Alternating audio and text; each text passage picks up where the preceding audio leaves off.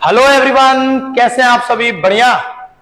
तो प्यारे दोस्तों, मैं हूं प्रिंस सर, आप सभी का फिजिक्स टीचर। और आज मैं क्लास 10th का चैप्टर नंबर 1, जिसको हम इलेक्ट्रिसिटी बोलते हैं। हाँ, अलग अलग स्कूलों के एग्जाम में इलेक्ट्रिसिटी तो किसी के लाइट्स ये पहले पूछे जाते हैं, लेकिन उससे कोई टेंशन नहीं लेना, हमें अपने चैप्टर्स को क्लियर करना है। क्लास 12 के भी बच्चे ये अच्छे से देख पाएंगे क्योंकि मैंने दोनों को खूब बढ़िया से मिक्स करके रखा है ना। तो चलिए दोस्त, मैं करंट इलेक्ट्रिसिटी का लेक्चर नंबर 1 लेके आपके सामने आया हूं और उम्मीद करता हूं आप सभी को बहुत ही प्यारा लेक्चर लगेगा ये। तो लेक्चर 1 में क्या देखने वाले हैं गुरुजी? हम लोग क्या देखने वाले हैं लेक्चर 1 में? वही मैं अभी आपको बताने वाला हूं। सबसे पहले मैं बता दूं चैप्टर का नाम क्या है। So the name of the chapter is electric current, जिसे आप करंट इलेक्ट्रिसिटी के नाम से भी जानते हैं। अच्छा, इलेक्ट्रिक करंट जो है, इलेक्ट्रिक और करंट दो अलग अलग चीजें हैं। हम लोग ज्यादातर क्या करते हैं ना, करंट का इस्तेमाल करते हैं। ये जो आखिरी का एक वर्ड है current, this word is used mostly, ज्यादा इस्तेमाल किया जाता है हमारे बीच में। तो पहले हम इस करंट का वर्ड का मतलब समझ लेते हैं। करंट होता क्या है? करंट का मतलब गुरु होता है फ्लो। करंट का मतलब क्या होता है? फ्लो, बहना। जरूरी नहीं है कि करंट का मतलब केवल ये हमारे यहां जो लाइट चल रहा है, ये टीवी चल रहा है, टीवी चल रहे हैं, इन्वर्टर चल रहा है, एसी चल रहा है, बल्ब जल रहा है, पंखा चल रहा है, वही वाला करंट है। नहीं, करंट का मतलब फ्लो हो गया। और फ्लो तो किसी भी चीज का हो सकता है, बहाव तो किसी भी चीज का हो सकता है। जरूरी नहीं है कि फ्लो की बात कर रहे हैं, करंट की बात कर रहे हैं तो सिर्फ इसी की बात कर रहे हैं। आदमी का बहाव, पानी का बहाव, हवाओं का बहना, ये सारी चीजें तो फ्लो है। तो क्या गुरुजी हम इन सबको करंट बोल लेंगे? हम बोल लेंगे this all are known as current. एक छोटा सा चीज मैं आपको दिखाने की प्रयास करता हूं।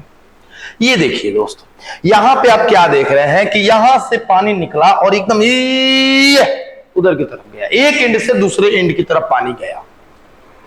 तो this is flow of water. When water flows from one place to another, it is called what?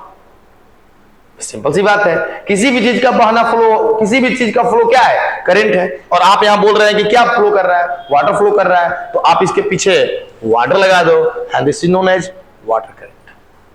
तो वाटर करंट क्या है? जब वाटर एक पॉइंट से दूसरे पॉइंट तक फ्लो करता है ना, उस फेनोमेनन को हम लोग वाटर करंट के नाम से जानते हैं। सिमिलरली गांव में रहते हो या शहर में भी रहते हो तो ये वाली चीज तो होती ही होगी, लेकिन ये वाली जो रूप देख रहे हो ना आप, ये गांव में ही देखने को मिलती है। खेत है, बड़े बड़े तार के पेड़ हैं और जोर से आंधी चल रही है। और जब जोर से आंधी चलती है ना तो कुछ ऐसा ही दृश्य आपको देखने को मिलता है, कुछ ऐसा ही सीनरी देखने को मिलता है। मजा आ जाता है। नहीं देखो ये क्या लग रहा है, बहुत सारे पेड़ उखड़, मजा कैसा सर? पेड़ उखड़ के मजा आ रहा है आपको? नहीं नहीं सॉरी, ये देखो यहाँ पे देखो, हवाएं बह रही हैं बहुत तेज है, ऐसे था है कि नहीं? तो एक पॉइंट से दूसरे पॉइंट तक इन हवाओं का बहना, this is called what? This is called what? Wind current. जब हवाएं एक जगह से दूसरे जगह तक फ्लो करती हैं, that is known as wind current. Clear है? उसी तरह से हम इलेक्ट्रिक करंट को कैसे डिफाइन करेंगे, समझिएगा। इलेक्ट्रिक करंट भी किसी न किसी का फ्लो होगा। जैसे यहां पर वाटर करंट में वाटर का फ्लो है, वैसे ही विंड करंट में विंड का फ्लो है। Similarly electric current is the flow of electrons in a conductor. किसी कंडक्टर में इलेक्ट्रॉन के फ्लो को ही हम लोग इलेक्ट्रिक करंट कहते हैं। अब बात में आ गई कि इलेक्ट्रॉन कंडक्टर में फ्लो कैसे करेगा, ये बातें हम लोग देखेंगे, चिंता ना करें, इसी लेक्चर में देखेंगे। क्या बोला मैंने? इलेक्ट्रिक करंट क्या है? Electric current is the flow of electrons in a conductor. Electric current is the flow of electrons in a conductor. किसी भी कंडक्टर के भीतर जब इलेक्ट्रॉन एक एंड से दूसरे एंड तक फ्लो करने लगे तो समझिए कि उस दौरान इलेक्ट्रिक करंट प्रोड्यूस होगी और उसी को हम लोग इलेक्ट्रिक करंट कहते हैं। थोड़ा सा और मैं आगे बढ़ूंगा। और electric current is the amount of charge, electric current is the amount of charge flowing through a particular cross section area. मैं थोड़ा सा इस चीज को और खूबसूरती से आपके सामने रखने का एक छोटा सा प्रयास करूंगा। लेट्स सी, करूंगा क्या मैं गुरुदेव? छोटा सा एक प्रयास। सपोज कर लो हमारे पास ये एक कंडक्टर है दोस्त, दिस इज अ कंडक्टर, और इस कंडक्टर का एक एंड ए और दूसरा एंड बी। ये कंडक्टर यहां से अपने अंदर से चार्ज को फ्लो कराएगा, एकदम कराएगा। चार्ज जो फ्लो कराता है वही तो कंडक्टर होता है। और जब कंडक्टर से एक एंड से दूसरे एंड तक चार्ज क्यू फ्लो करे तो इस दौरान कुछ टाइम भी लगेगा। लगेगा कि नहीं लगेगा? एकदम लगेगा। मुझे डिफाइन करना है इलेक्ट्रिक करंट क्या है। गुरुदेव, इस कंडक्टर से यूनिट टाइम में, this is time T, but हमें कितने टाइम में चाहिए? यूनिट टाइम में। यूनिट टाइम में जितना करंट यहां से निकल के यूनिट टाइम में जितना चार्ज यहां से निकल के यहां तक आ जाए, that amount of charge is known as electric current. क्या कहोगे? इलेक्ट्रिक करंट क्या है? Amount of charge flowing through particular cross section area. इसका अभी कोई खास मतलब नहीं बताऊंगा मैं, इन यूनिट टाइम। सिंपल सी बात है, यूनिट टाइम में जितना अमाउंट ऑफ चार्ज फ्लो कर जाएगा that is known as electric current. भाई फोटो देखो, टी टाइम में कितना चार्ज फ्लो कर रहा है? Q. Since time is T, charge flowing is Q. T time में कितना चार्ज फ्लो कर रहा है? क्यू। बट हमें कितने टाइम में चाहिए? हमको चाहिए यूनिट टाइम में। Therefore time is 1, then charge is q by t. So this is the charge flowing in unit time. और यूनिट टाइम में जो चार्ज फ्लो करेगा that is known as I, and I equal to Q by T. I क्या है sir? I क्या है sir? I क्या? अरे I इलेक्ट्रिक करंट है गुरुदेव। I और बड़का I दोनों से डिनोट करते हैं। इलेक्ट्रिक करंट को दो क्वांटिटी, अरे I से डिनोट करता है बस भाई, छोटा बड़ा कुछ से भी डिनोट करता हूं। समझ आई बात? So I equal to Q by T. I क्या है? इलेक्ट्रिक करंट है गुरुजी। इलेक्ट्रिक लेंथ है छल, इलेक्ट्रिक लेंथ ओके थल। और Q क्या है? Electric charge upon time. So I equal to Q by T. I equal to Q by T. जब आपसे इलेक्ट्रिक करंट का डेफिनेशन कोई पूछे तो आप बोलोगे electric current is the amount of charge flowing through a particular cross section area. ये गड़बड़ कर रहा होगा क्रॉस सेक्शन एरिया, अभी मैं तुमको सलाद कटवाऊंगा, मूली कटवाऊंगा तुमसे। Through a particular cross section area in unit time, this is the definition. Casual definition ये भी है। अच्छा, हाँ, flow of electron is known as electric current, है कि नहीं? अच्छा लगेगा ये। So I is equal to Q by T and this is the formula of current. This is the formula of current. So यहां से कुछ चीजें और निकालने का मेरा मन कर रहा है, अगर आपकी इजाजत हो तो। नहीं भी होगी तो क्या, मैं तो निकालूंगा। ठीक है, आ जाओ। देखो, आपने बोला गुरुजी I equal to Q by T होता है, तो यहां से तुम बोलोगे कि सर Q का जो चार्ज है, चार्ज का यूनिट क्या होता है? तो सर मैं बोलूंगा सर चार्ज का यूनिट कूलम्ब होता है और इसका होता है सेकंड। सो कूलम्ब पर सेकंड, और सर एक कूलम्ब पर सेकंड को एक एम्पियर कहा जाता है सर। और उसी दिन से एम्पियर को कैपिटल ऐसे दिखाता है, उसी दिन से नहीं। The SI unit of current क्यों लिख दें? नहीं गुरुजी, अभी बताया है, अभी आप ही गलती करोगे तो कैसे चलेगा? इलेक्ट्रिक करंट इज एम्पियर, और एम्पियर को दिखाते कैपिटल ए से। महोदय, एक कूलम्ब पर सेकंड को क्या कहा गया? एक एम्पियर, और उसी दिन से SI unit of electric current is ampere. Any doubt? अगर डाउट है तो नोट, वो क्या बोलते हैं, कमेंट बॉक्स बोलते हैं उसको, कमेंट बॉक्स में कमेंट करो सर मुझे यहाँ प्रॉब्लम आ रही है। मैं एकदम बेसिक से लेके चल रहा हूँ, प्रॉब्लम तो होनी नहीं चाहिए, है ना? चलिए, यहाँ पे कोई दिक्कत है? नहीं दिक्कत है। मैं आगे बढ़ता हूँ दोस्त, आगे भी यही होगा। आगे भी क्या होगा मैं देख लेता हूँ, ये फार्मूला बताएगा। नहीं, ये क्रॉस सेक्शन एरिया भुक कर रहा है, कुछ रेड कलर का कोई चीज है जो भुक कर रहा है, रेड कलर का कोई चीज है। सर क्रॉस सेक्शन एरिया बताने की कोशिश भूल रहे थे आप सर। नहीं, मैं नहीं बोलूंगा। ये देखो, ये एक कंडक्टर है, और इस कंडक्टर में मैं कुछ एक काम करूंगा। ये कंडक्टर है, और इस कंडक्टर में मैं ये वाले पोर्शन को देखो, मैंने अलग कलर से कलर कर दिया। ये जो देख रहे हो ना, ये कलर से कलर किया हुआ, this is called cross section area. मूली ले लेना, मूली। और मूली की सलाद काटते हो ना, मूली ऐसे एक गोल निकल गया, तो ये गोल का जो एरिया है ना, this is known as cross section area. दूसरा चुप, दूसरे का ये जो एरिया है ना, that is known as cross section area. यही वाला जो आपको लेयर दिख रहा है, this is cross section area. मोटी जो मूली होती है या फिर कोई मोटी वस्तु और उसको काटोगे तो उसका क्रॉस सेक्शन एरिया बड़ा, पतली वस्तु क्रॉस सेक्शन एरिया छोटा। ठीक है, ओके सर। तो वही जो फॉर्मूला अभी मैंने आपको बताया था, electric current equal to amount of charge divided by time. अरे चलो, टाइम या यूनिट टाइम लिख रहा है, बट आप टोटल टाइम से भाग दोगे। Amount of charge upon total time, not only unit time, total time. ठीक है, तो ये था हमारा इलेक्ट्रिक करंट का डेफिनेशन और इलेक्ट्रिक करंट का फॉर्मूला, जो आगे सवाल भी आपको मिलेंगे। अभी देखिए, यहां पे मैं आपके पास एक अगला कर रहा हूं, एक अगला खूबसूरत सा चीज है, what makes the charge flow. कभी सोचा आपने कि चार्ज को फ्लो कौन कराता? आखिर चार्ज किसी कंडक्टर में फ्लो करेगा। हम किसी के घर जाएंगे, कुछ रीजन होगा, बिना रीजन का तो नहीं जाएंगे। कहीं कोई जाता है बिना रीजन का तो नहीं जाता। हवाएं बहती हैं बिना रीजन के तो नहीं बहती, कुछ ना कुछ कारण तो होगा। पानी नदी में बह रही है, उसका भी कोई रीजन होगा। नहीं होता तो तालाब की पानी भी बहा करती, फ्लो करती, लेकिन तालाब के पानी फ्लो नहीं करती है। तो कभी ये सब सोचा है आपने? नहीं सोचा है, तो आज मैं सोचने के लिए आपको मजबूर कर दूंगा। सवाल है, what makes the charge flow. Charge को फ्लो कौन कराता है? एक टैंक ले लिया गुरुदेव, एक tank, and the name of the tank is A, second tank is B.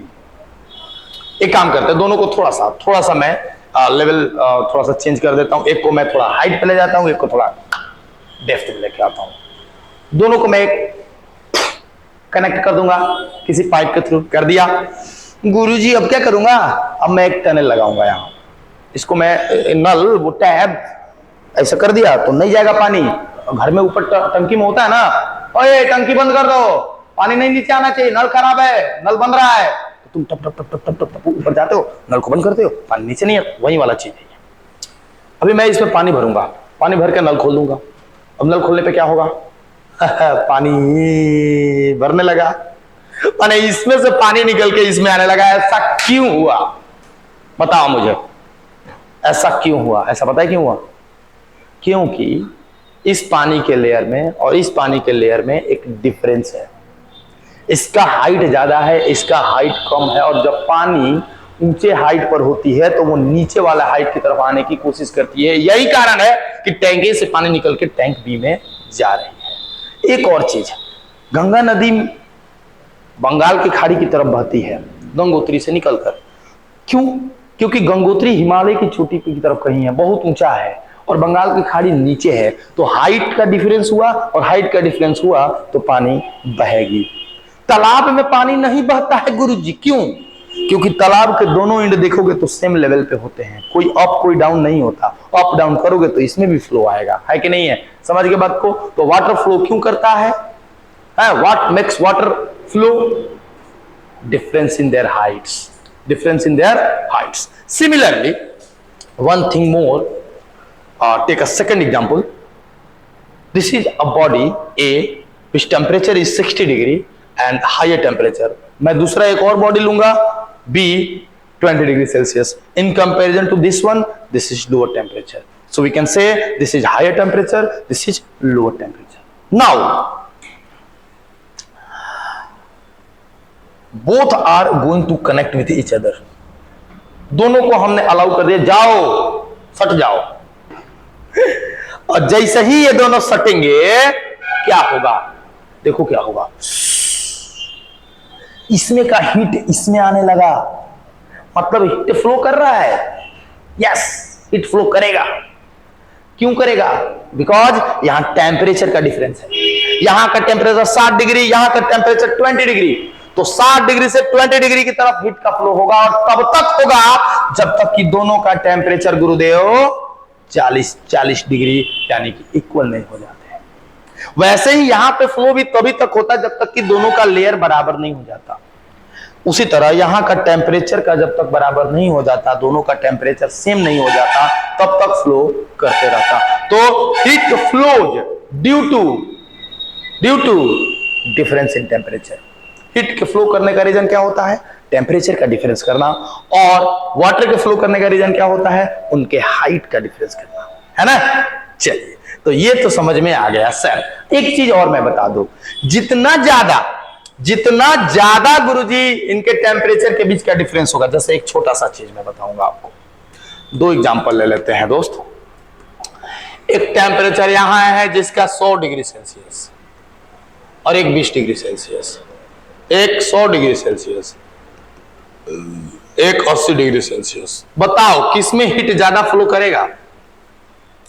Normal सा चीज है, 100 है 20 है, डिफरेंस निकालो, 80 डिग्री सेल्सियस का आएगा, 100 और 80 है, 20 डिग्री सेल्सियस का आएगा। तो जिसमें टेम्परेचर का डिफरेंस ज्यादा होगा वहां हीट तेजी से मूव करेगा। उसी तरह यहां पर जिसका हाइट ज्यादा और इसका बहुत कम, हाइट का गैप अगर ज्यादा होगा तो पानी तेजी से फ्लो करेगा, पानी का फ्लो ज्यादा होगा, धार तेजी से चलेगा, है ना। वैसे ही यहां पर स्लो चलेगा क्योंकि इनके बीच का टेम्परेचर डिफरेंस कम है, यहां का टेम्परेचर डिफरेंस ज्यादा है तो हीट तेजी से पास करेगा। क्लियर? हाँ, ये छोटी चीज है लेकिन आपको आनी चाहिए, नहीं आएगी तो गड़बड़ हो जाएगी। अब आओ देखते हैं। अब मैं एक टर्म यहां पे वो कर दिया, सेल। क्या है सेल? बहुत इंपॉर्टेंट चीज है सेल, बहुत इंपॉर्टेंट चीज है सेल। जैसे मैं बता दूं कि वाटर के फ्लो करने के लिए हाइट का डिफरेंस जरूरी है, हीट के फ्लो करने के लिए टेम्परेचर का डिफरेंस जरूरी है, उसी तरह बबुआ इलेक्ट्रिक करंट को फ्लो करने के लिए पोटेंशियल का डिफरेंस जरूरी है। सो एक नया टर्म इंट्रोड्यूस हुआ आपके सामने, इलेक्ट्रिक पोटेंशियल। जी हाँ, इलेक्ट्रिक पोटेंशियल के बारे में बात भी करेंगे हम लोग आगे, ऐसे ही मिलेगा। बट यहां पे अभी ध्यान देना है कि अगर आपको इस कंडक्टर में अगर आपको करंट फ्लो कराना है तो इसके दोनों एंड के बीच में पोटेंशियल का गैप होना जरूरी है। तो पोटेंशियल का गैप कैसे होगा? अब आइए मैं सेल से इंट्रोड्यूस कराता हूं आपको। सेल सिंबल करते ऐसे दिखाते हैं इसको, ये इसका सिंबल है, एक बड़ा एक छोटा। जो बड़ा वाला टर्म होता है हम उसको प्लस और छोटे वाले को माइनस से दिखाते हैं। प्लस वाले को हम लोग बोलते हैं, ये क्या आ गया? वो सिंबल था और ऐसा ही होता है सेल, आप जानते हैं ना। हाँ, प्लस वाले को हम क्या करते हैं? पॉजिटिव टर्मिनल कहते हैं और माइनस वाले को निगेटिव टर्मिनल कहते हैं। गुरुजी अगर प्लस है तो यहां पोटेंशियल ज्यादा होगा, प्लस वाले पर पोटेंशियल ज्यादा होता है, माइनस वाले का पोटेंशियल कम होता है। So potential, higher electric potential कहां होगा? पॉजिटिव टर्मिनल के पास, और निगेटिव टर्मिनल के पास लोअर इलेक्ट्रिक पोटेंशियल होगा। तो अब ये हायर पोटेंशियल, ये लोअर पोटेंशियल, दोनों को घटाओगे तो दोनों के बीच में एक पोटेंशियल का डिफरेंस क्रिएट हो ही जाएगा। So difference between higher potential and lower potential, इस पोटेंशियल और इस पोटेंशियल के बीच का जो डिफरेंस आएगा that is known as potential difference, that is known as potential difference. अब इनके और इनके बीच का पोटेंशियल डिफरेंस जितना ज्यादा होगा करंट उतना ही ज्यादा होगा। जैसे यहां टेम्परेचर का डिफरेंस ज्यादा होता था, हीट ज्यादा जाता था, टेम्परेचर का डिफरेंस कम होता था, हीट कम आता था। सिमिलरली यहां पोटेंशियल का डिफरेंस ज्यादा होगा, करंट ज्यादा जाएगा, पोटेंशियल का डिफरेंस कम आएगा, करंट कम जाएगा। सो पोटेंशियल डिफरेंस ये हुआ। तो मैं बताता हूं आपको कि ये सेल करता क्या है। ये सेल दो पॉइंट के बीच में पोटेंशियल डिफरेंस को जनरेट करने का काम करता है। सेल का यही काम है। अभी तक जो आपके दिमाग में ये बात चल रही थी कि सेल हमें एनर्जी देता है, ना ना बाबा ना, ऐसा करोगे जेल चले जाओगे। अरे जेल नहीं, नरक में जाओगे। सेल का काम एनर्जी देना तो बिल्कुल नहीं है। सेल का काम है बस, the function of the cell is to create potential difference. Cell क्या करता है? सिर्फ पोटेंशियल डिफरेंस को जनरेट करता है। अब सेल का फंक्शन तो समझ गए, अब मैं आपको कुछ और चीजों से इंट्रोड्यूस कराऊंगा। मैंने बोला था electric current is what? Electric current is flow of electron. वो फ्लो ऑफ इलेक्ट्रॉन में इलेक्ट्रॉन फ्लो कौन करेगा? कौन सा इलेक्ट्रॉन फ्लो करेगा? Known as free electron. So now meet what is a free electron. अब हमारा टॉपिक है फ्री इलेक्ट्रॉन क्या है। ये इंट्रोडक्शन है, धीरे धीरे चीजें जाके मर्ज होंगी और बिल्डअप आएगा, है कि नहीं? What is a free electron? Come. ये अंडा जैसा कुछ क्या है? ये अंडा जैसा एक चीज है जिसका नाम है न्यूक्लियस। न्यूक्लियस के अंदर दो चीजें होती हैं गुरुदेव, एक प्रोटॉन जो कि पॉजिटिव नेचर का होता है, और दूसरा न्यूट्रॉन, और इस पर कोई साइन नहीं है, मतलब इस पर कोई चार्ज नहीं होता, इसके चार्ज से कोई लेना देना ही नहीं है। अगर प्रोटॉन पॉजिटिव चार्ज है, न्यूट्रॉन पे कोई चार्ज नहीं है, तो ये पूरा का पूरा न्यूक्लियस पॉजिटिव नेचर का हो जाएगा, क्योंकि प्रोटॉन पॉजिटिव नेचर का है। सो भाई अगर तुमसे कोई पूछे कि न्यूट्रॉन किस नेचर का होता है, तो आप सीधा सा आंसर देना कि सर न्यूक्लियस किस नेचर का होता है, तो neutron no charge, proton plus charge, hence nucleus is positively charge. अब मैं आपको कुछ चीजें और बताऊंगा। ये जो आया, ये न्यूक्लियस के बाहर के ऑर्बिट्स कहे जाएंगे, और इन ऑर्बिट्स में क्या होते हैं? इलेक्ट्रॉन। क्या ये इलेक्ट्रॉन ऐसे स्टेडी कंडीशन में होते हैं? तो दोस्तों नहीं, ये अपने ऑर्बिटल में इस तरह से रोटेट करते हैं, बहुत फास्ट ये रोटेट करते रहते हैं। न्यूक्लियस हो गया पॉजिटिव नेचर का, और ये हो गए निगेटिव नेचर के। अब इन दोनों के बीच में एक फोर्स लगना जरूरी है। ये आप भी जानते हैं कि जहां भी प्लस और माइनस आएंगे, इनके बीच में एक अट्रैक्टिव नेचर का फोर्स आएगा, and that force is known as between the nucleus and electron there is a force of attraction called what? Electrostatic force of attraction. क्या है इलेक्ट्रोस्टैटिक फोर्स ऑफ अट्रैक्शन? किसी भी एटम के भीतर nucleus और उनमें उपस्थित इलेक्ट्रॉन्स के बीच में जो फोर्स लगता है, that is known as electrostatic force of attraction. Is it clear? Very clear. Okay, so कुछ चीजें और स्पेशल चीजें हैं जो मैं आपको बताने की कोशिश करूंगा। देखो पेरियोडिक टेबल में 2-3 चीजें पढ़ी होगी आपने, मेटल, नॉन मेटल, मेटलॉइड्स वगैरह सारी चीजें आपने पढ़ी होगी। यहां पे मैंने लिखा in non metals the number of electrons in outermost orbit is more. जी हां, नॉन मेटल के अंदर आउटर मोस्ट ऑर्बिट में इलेक्ट्रॉन ज्यादा होते हैं। ये आउटर मोस्ट ऑर्बिट मत कौन? ये आखिरी वाला, जैसे 1, 2, 3 है ना, ये तीसरी कक्षा में। एक चीज समझ लो, जैसे क्लोरीन नॉन मेटल है, इसका इलेक्ट्रॉनिक कॉन्फ़िगरेशन निकालो, 2, 8, 7, तो आखिरी वाले ऑर्बिटल में कितने इलेक्ट्रॉन हुए? 7 कि नहीं हुए? सल्फर 2, 8, 6, आखिरी वाले ऑर्बिटल में कितने इलेक्ट्रॉन हुए? 6। तो ये नॉन मेटल है, और नॉन मेटल में number of electrons in outermost orbit ज्यादा होती है। कितना ज्यादा? किसको ज्यादा बोलेंगे? 5, 6 और 7। 5, 6 और 7। Phosphorus, sulphur, chlorine, these all are known as non-metals because 5, 6 and 7 electrons are available in their outermost orbit, है कि नहीं? समझ गए बात को? तो अब यहां से एक और बहुत इंपॉर्टेंट कंसेप्ट निकलेगा, जिसके भी बाहरी ऑर्बिटल में इलेक्ट्रॉन ज्यादा होंगे, जिनके भी बाहरी ऑर्बिट में इलेक्ट्रॉन ज्यादा होंगे, वो इलेक्ट्रॉन इस फोर्स से स्ट्रांगली बाउंड होंगे। Hence electrons are strongly bound. ये ज्यादा स्ट्रांगली बाउंड होंगे क्योंकि इनके लास्ट में क्या है? ज्यादा इलेक्ट्रॉन है। ये बाउंडली मतलब स्ट्रांगली बाउंड होंगे, ये बहुत स्ट्रांग फोर्स से कनेक्ट होंगे एक दूसरे से। तो अब इनका फ्री होना थोड़ा मुश्किल हो जाता है, ये जल्दी फ्री नहीं हो पाएंगे, जिसके कारण हम कहेंगे कि नॉन मेटल में वो इलेक्ट्रॉन जो फ्री हो जाएं, इनके बीच के फोर्स से वो कम होते हैं। समझ गए बात को? क्यों? क्योंकि इनके आखिरी कक्षा में, इनके आखिरी ऑर्बिटल में इलेक्ट्रॉन की संख्या ज्यादा होती है, जिसके कारण से those electrons are strongly bound and not get free very easily. So याद रखना, नॉन मेटल में आउटर मोस्ट ऑर्बिट में इलेक्ट्रॉन ज्यादा होते हैं, बट फ्री इलेक्ट्रॉन नहीं के बराबर होते हैं। So next is next metal के बारे में थोड़ा। In metals the number of electrons in outermost orbit is less. उल्टा हो जाता है, मेटल के अंदर आखिरी ऑर्बिटल में इलेक्ट्रॉन कम हो जाते हैं। सोडियम को ही ले लो, 2, 8, 1, आखिरी में 1 बचा हुआ है। तो जब बहुत कम इलेक्ट्रॉन्स होते हैं ना, जैसे 1, 2 और 3 के टर्म में, तो अब ये क्या होते हैं, चूंकि कम होते हैं तो स्ट्रांगली बाउंड नहीं होते, लाइटली बाउंड होते हैं, बहुत कम फोर्स लगता है इनके बीच में और ये इजीली फ्री हो जाते हैं, जिसके कारण से मेटल के अंदर फ्री होने वाले इलेक्ट्रॉन की संख्या ज्यादा हो जाती है। तो याद रखना, inside metal number of free electrons are more, inside non metal number of free electrons are less. But reverse हो जाएगा जब आउटर मोस्ट ऑर्बिट की बात करोगे। In metal number of electrons in outermost orbit is less, in non metal number of electrons in outermost orbit is more. Remember this always. So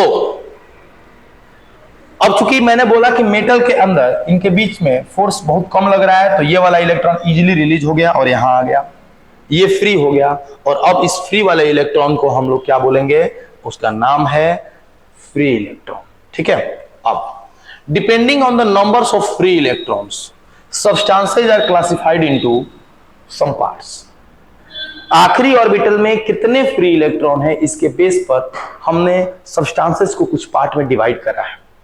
and the division are, first number is conductors. कैसे define करोगे conductor कौन होंगे, तो have large number of free electrons which are charge carriers.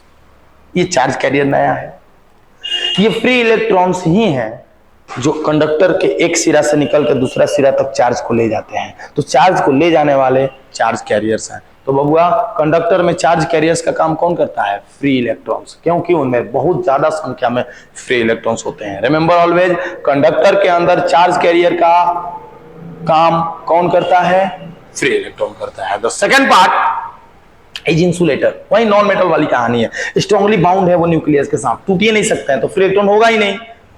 पढ़ लेते हैं, have number large of free electrons which are charge. अच्छा, ये तो दूसरा हो गया ना। कंडक्टर की बात करते हैं गुरुदेव, ये देखो, हैव लेस और practically no free electrons. Bound है ना ज्यादा मजबूती से, फ्री इलेक्ट्रॉन पूरा एकदम तेजी से, तो सवाल ही नहीं पैदा होता। And the last one is semiconductor. कौन है semiconductor Gurudev, semiconductor they do not have free electrons at room temperature. Room temperature पर इनका फ्री इलेक्ट्रॉन नहीं होता, लेकिन कुछ चीजें होंगी जो करने के बाद इसमें फ्री इलेक्ट्रॉन्स आ जाएंगे, वो चीजें भी हम लोग देखेंगे सेमीकंडक्टर के बारे में। रूम टेम्परेचर पर नहीं होता, बट जब हम हीट देंगे ना तो इसमें फ्री इलेक्ट्रॉन्स आ जाते हैं। जैसे सेमीकंडक्टर से कुछ चीजें बनी हुई होती हैं, जैसे SIM card is made of.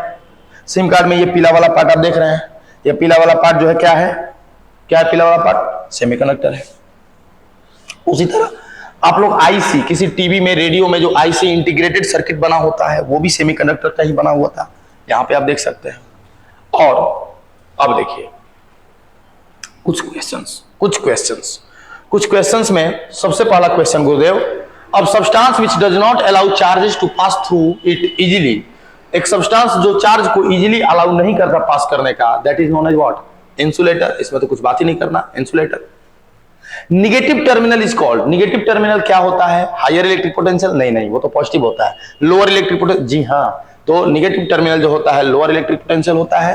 यहाँ पे अच्छा सॉरी, इसका आंसर के लिए बोल रहे हैं ना, insulator. Insulator do not have free electrons, जिसके कारण से वो पास नहीं करने देते हैं। हमारा दूसरा आंसर होगा लोअर इलेक्ट्रिक पोटेंशियल। और लोअर इलेक्ट्रिक पोटेंशियल क्यों होगा, क्योंकि लोअर इलेक्ट्रिक पोटेंशियल पर निगेटिव चार्ज का कॉन्सेंट्रेशन ज्यादा होता है। Next question, substances which do not have their free electrons but can develop under specific condition as known as semiconductors। भाई हीट देने पे ही इलेक्ट्रॉन रिलीज होगा। Free electrons are generated on imparting heat।